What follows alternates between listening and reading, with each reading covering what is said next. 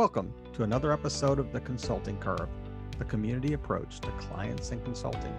Brought to you each week by BizDrivers.biz, founded by Peter Selby, a trusted profit and growth advisory to companies and consultants around the world. Tune in each week and learn how you can take that journey from corporate to consulting. Welcome to another episode of The Consulting Curve with my good friend, Peter Selby. Peter, thanks for joining us again this week. Pleasure to be here. It's always a good conversation around this stuff. I love it.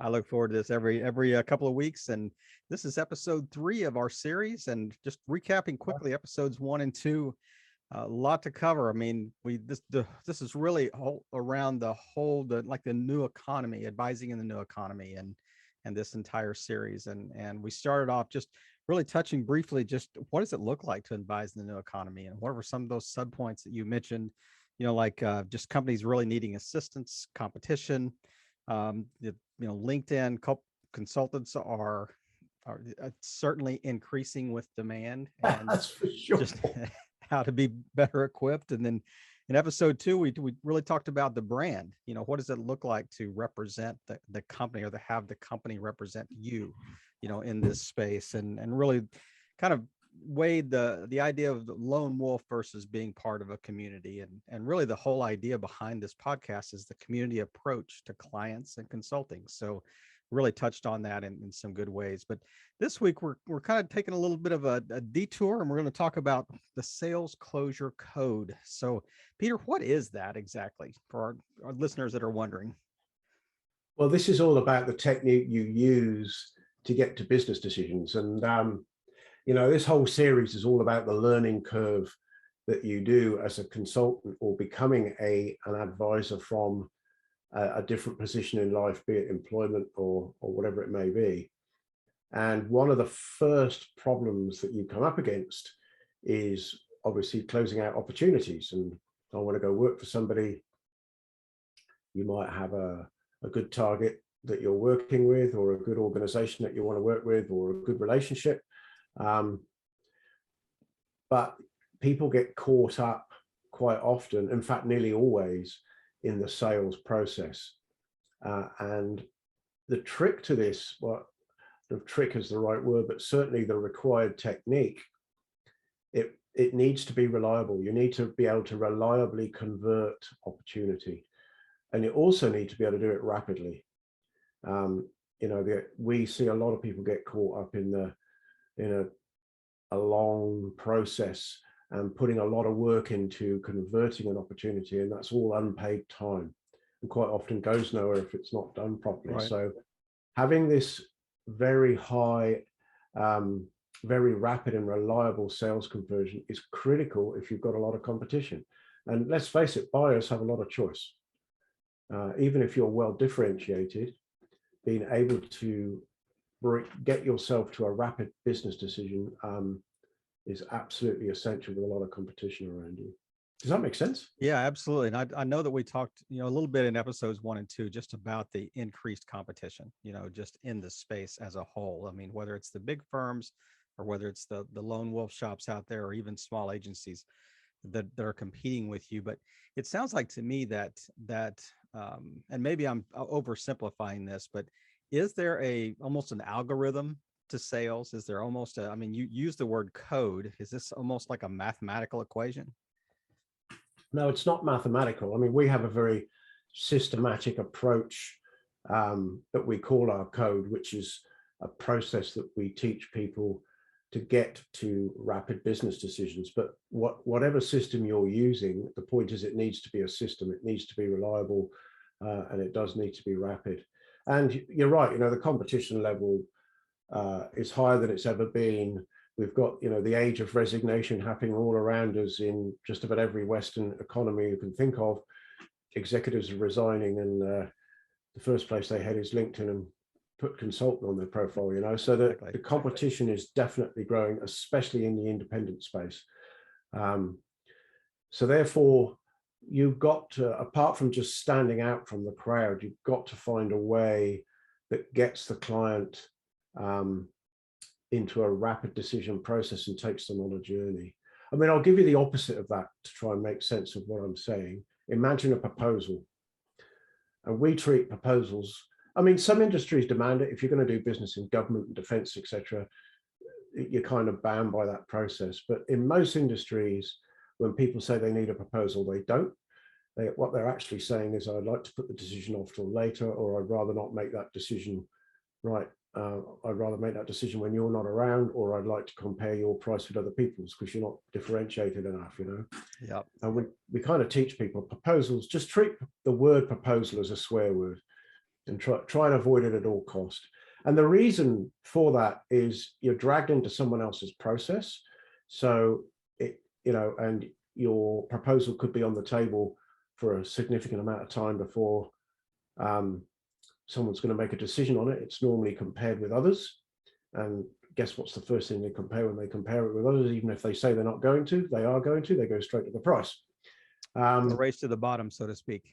So, and also the most fundamental reason why you want to avoid proposals is at the moment that the decision has been made, you are no longer influencing the situation. You're relying on a document to do that on your behalf. And that is hit and miss at best. Yeah. So as soon as you submit a proposal, you've reduced your opportunity to close out that assignment by at least 50 to 70%. And that is, I mean, we're talking about the sales code today, so our sales closure code. But so when you're talking about when you're teaching advisors, how to consult well, and you're saying avoid the proposals, what are the alternatives?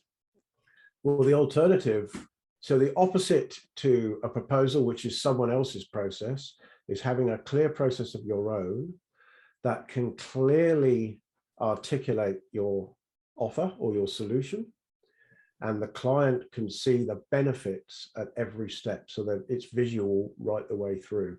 One of the big problems in the world of consulting, and we have touched on this before, is the lack of trust in the industry, because the reputation of large consulting houses, no matter who they are, is not great in the industry. Consultants are considered a bit like flies. Once you get them in, you can't shake them off, and they're going to charge as much as they can and drag work out and all the bad connotations that go with consulting. Now, whilst that behavior is not necessarily there in the independent space, it's perceived as being there. So you've already got a barrier, a trust barrier that you're trying to deal with. So to be able to give the customer or the potential client absolute clarity about the beginning and the end of the journey removes a lot of the risk from their perspective. And don't forget, a professional service environment is about trust, right? Right. At the end of the day, it's going to sound oversimplistic, but consultants are actually only selling one thing, and clients are only buying one thing. And it doesn't matter what industry you're in, how specialist you are, and that might sound bizarre. But at the end of the day, a consultant's selling money and a client's buying trust. That's it. It's as simple as that. So if you think about the trust that's required, it's at two levels. When you're entrusting somebody with your business, you have to be able to trust them at a personal level, and you have to be able to trust that they can solve your problem with no risk. Absolutely critical that both those boxes are ticked. So even if you know somebody well and they trust you implicitly, but they're not absolutely convinced you can solve their problem, you won't convert. On the other hand, if they're convinced absolutely that you're brilliant at this and you can solve the problem, but they're not sure they actually like you at a personal level or trust you at a personal, still not going to get the work. It has to be both of those things. So how do you overcome the objection? Like if I'm let's say I'm kind of mid-level low C-suite, whatever, and it's like part of our process in the business that we have to have proposals, we have to have competitive bids type thing. Like, so how do you get around that if you treat proposals like they're the plague? We just don't do them. So we may ensure that's a good way to get around them. Yeah. I mean, we ensure there is enough clarity and deep understanding of the journey the customer's going through. There's nothing to write a proposal about. Now, sure, before we start an engagement, we're quite happy to write a detailed methodology of the approach. But we'll only do that once we're engaged. The problem with a proposal is you put hours and hours and hours of work into it and no one's paying you. Yeah, it's non-revenue producing. You never know if you're ever going to get paid. In Right. fact, you've just reduced the chances of doing that by submitting it in the first place. So we absolutely don't do proposals unless we're in an industry, like I say, government or something, where you've got no way around that. And you have to, be cognizant of that to do business in that industry. And that's just part of an assignment. And normally in the government space, unless you've got some extremely deep relationships, your best 30% chance of winning anything, right? There's normally 2 or 3 other people as capable. Right. So when I'm talking about having a rapid sales conversion process, this also means you want to have a reasonable conversion rate. If you're only winning 20% of the stuff you're going to ever talk about, you're not going to be able to get working quickly enough to make much money because you're going to spend too much time talking to people. But so you do need a reasonable conversion ratio, a win rate, if you like. But most importantly of all, you need a rapid decision. So even, for complex assignments, we will normally be at a business decision in the second conversation. Is that because of your track record, or is that because of the process, or is it a combination of the two? It's more the process than the track record, to be fair, because quite often if it's a new customer, the other thing to remember in the consulting space, even if you've got a good network and you've been in business a while, if you're an independent, most of the world's never heard of you, no matter how good your marketing, no matter how good a work you've done, no matter how many customers you've got. If you think about the consulting names that roll off your tongue, the sort of top 10 consulting houses, it's because they've got a global presence. Mm-hmm. They've been around for 200 years and they're well understood. In the independent space, in your area, you're probably well understood in your region, but most of the world's never heard of you. So your sale process has to rely, you've got to assume that you don't have a reputation to go in with. And therefore you've got to remove the risk in your process. Does that make sense? For sure. I put it on there a bit, but no, that's exactly what I was asking. Yeah, it's one of the biggest problems we see. And the only way to do that is to deeply understand your customer's view.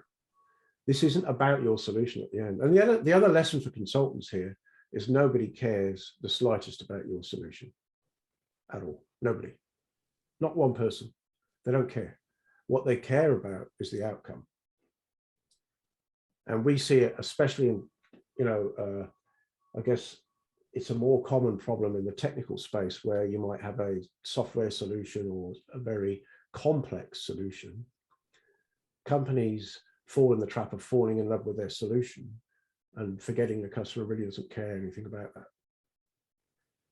So you can't align the outcomes of your solution from a positioning perspective concisely enough if you don't deeply understand your customer's problem in the first place and their view of the world. And how often do you see people rushing in talking about what they can do for people when they don't really understand what people want or even need? A bit like a hammer looking for a nail. Exactly. Yeah. If you're a hammer, everything looks like a nail. That is for sure. So when you talk about the process that you have, does the process kind of trump the situation that you're going into, or is the process adaptable, for whatever situation you encounter when you're consulting with a company? It's part of the process. So the first step in all of this is understanding the customer and really understanding not just the problem, but the problem from their perspective. Right. Because they may not even know what the problem is. Quite often. Yeah, probably more often than not. I would think that they don't know the real problem. So part of our conversion code, there are steps in that, and part of that step is how we do the discovery with people to get to that. Yeah, quite often the client doesn't know. The client might be focused on the wrong thing. Quite often, there's a certain outcome that's killing them, and it could be profit or growth or some element of an operational thing that is driving them crazy, and that's what they're focused on. But the root cause of that outcome could be something completely different. So when you're consulting with a company and you're like your first step, is that kind of the discovery process? Are they getting to know you in that process as well? Well, they actually get to know us quite well just through the engagement and securing work process. Because if they don't, they won't trust you enough. Right. And Yeah. Go back to your points about trust. Yeah. slide back into proposal land. Yeah. So, and you know, at the end of the day, even though you might, you know, desperately want to get work in, if you're going to focus on the lucrative work, you've got to focus on the strategic clients. So they have to be the right fit for you as much as you are the right fit for them. So we do treat our whole engagement and conversion process as much as a job interview or a customer interview. We're not going there begging for work in any way at all. And if the client isn't the right fit for us, we won't do the work, because it will come apart later on. If you're, you know, and your gut often tells you, and this is stuff we've learned over the years, that God, this is going to be a rough ride with this customer. Well, in actual fact, you're way better off not to do the work, because sure, it may pay some bills for a while, but it will come undone, and then your reputation's at risk, and the work doesn't have the outcomes you want. So it is really fundamentally important that that trust is a two-way thing. You mentioned earlier in our chat, I think you were talking about three facets of what the solution had to be. And I got down reliable and rapid. I thought there was a third that you had mentioned. No, it's really, it's got to be risk-free from the customer's perspective, but the process has to be reliable and rapid. Yeah. So unpack the idea. And understand reliable too. Reliable doesn't mean yes, particularly, right? Yeah. Reliable means you reliably get to a decision. It's not always going to be yes. I mean, right. But the better your process, the more chance you have of it being yes, of course. But it's reliably getting to a rapid decision. So what do you mean risk-free? From the customer's perspective, if they're having to take a risk to engage you, in their mind, they're not going to engage you. Why would they?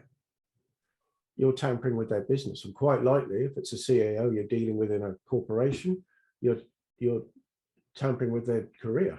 Right. So, you know, they're really not going to engage you unless they trust you both personally, and they trust that you can solve the problem, and it's not going to be a risky, bumpy road on the way. Which is why it has to have extreme transparency, and people are not used to that, by the way. You know, we go to sales meetings and see the surprise on people's faces that we're not hiding anything, or it's crystal clear what's going to happen from start to finish, and what's going to happen at each point, and what the benefit is. And wow, you know, they're surprised that it's almost these guys for real. You know, it's because people are not used to that. They're used to there's always been this element of black box about consulting, and people consider it gives them security and IP that the client can't know everything. But in actual fact, it's a misnomer. Yeah, we don't want you to peek behind the curtain. You may find out that it's a little short man that's just flipping switches like Wizard of Oz here. That's sure. Yeah. You get your little man out and put him on the table. That's exactly right. Let him see behind the curtain. Peter, I just love the whole overview that we talked about today. And if there's one major takeaway that I really want to drill down on, is this idea of kind of a proposal-free strategy in advising or in consulting. So stop swearing. Exactly. Yeah, stop swearing. So but if I'm just starting out in this space, that would seem like that would be more difficult to just walk in and say, you know, and they've asked for a proposal and I say, sorry, we don't do that. And they're going to go, we don't even know who you are, you know? So how do you kind of get over that hurdle? Well, if they ask for a proposal, you failed at your positioning. Okay. So your positioning has to put you in a place that where no one else is. You have to be this, you know, this category of one, this unusual approach that is seen as so transparent. The client's not going to ask you for a proposal. If they're asking you for a proposal, you haven't differentiated. You can be compared with others. So it's already too late by that point. So it's not just semantics. So it sounds like to me if you're sitting down, I'm the client, you're coming in, you're sitting down, you're kind of walking through the process. That that almost kind of sounds like a proposal, like a sales proposal. But what you're talking about is you're just saying I'm just walking you through the process of our solution here. What's Well, really I'm the not difference? actually. I'm showing them how I'm going to solve their problem. It's not about my solution. That's a major difference. That's a major differentiation. And it's got to be focused around their problem. And first of all, you've got to identify that problem, right? And the client has to agree that that is the problem from their perspective. But once you've done that, then this is how we solve that problem. Now, the client's either, that's great, where do we go from here? Or they're not interested. No, I don't really like that idea. Great, no problem. You're not there to try and sell yourself. You're there to solve a problem. And that's a significantly different approach. And I've got to say, for people just starting out, it's also alien. It's not the normal way you would think of going in and doing something. It takes a bit of understanding how to do that. It's taken us a while to learn this over the years. It's not something that's straightforward, because the natural thing is to try and sell. In fact, the most common thing that happens in an engagement process, consultants give away free consulting without meaning to. They go into consulting mode because consultants help people, right? So this problem gets described and they start solving it there and then, But of course, all that's doing is really giving IP away. Yeah, long before any contract is Not signed. going to increase your chances of being engaged, and that's the misnomer that goes with it. Yeah. If you have to give away your solutions to show how much you know about something, you're either not an authority on your topic, or you don't feel that you are, and you're trying to justify yourself. And clients pick up on that, and you're reducing the chance of being hired. Every episode, I kind of go into learner mode. I mean, halfway through as we're chatting, I'm asking questions because I want to learn, and I know our listeners do as well through this whole process. But this has been a fascinating episode, and just the whole idea of just the sales, like the sales closure code. I love the word you use. You choose to. This is our code. It's our solution, and we have certainly codified it. And it's very clear. It's adaptable. It fits the client's needs, and it really puts you in a position, like you said earlier. It's risk-free for them. It is, and it's reliable and rapid. The solution. And I think the other key takeaway that I remember that you said earlier is that they don't care about the process of the solution. What they care about is the outcome. And that's so crystal clear into really affirming what you were talking about the solution has to meet their need, or it doesn't. It's just worthless. Yeah, look, at the end of the day, if there's one takeaway for people, all customers when you're selling a service are buying trust. That's all they're buying.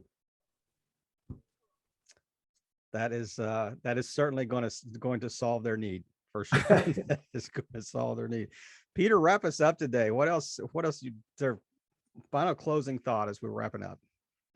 I think that the closing thing here is whatever system or code that you use yourself, it does need to be rapid. I think in this data connected world where decisions are getting made so much more quickly, and purchasers have so much more buying power and choice than they've ever had, you've got to get to rapid decisions.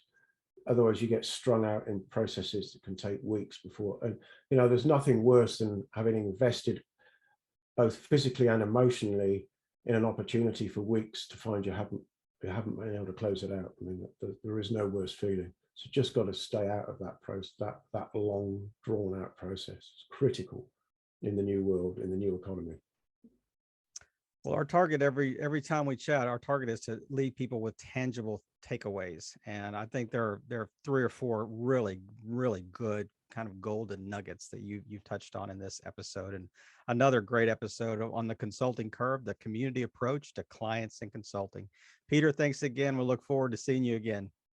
No worries. Thanks. Always great. Always good fun.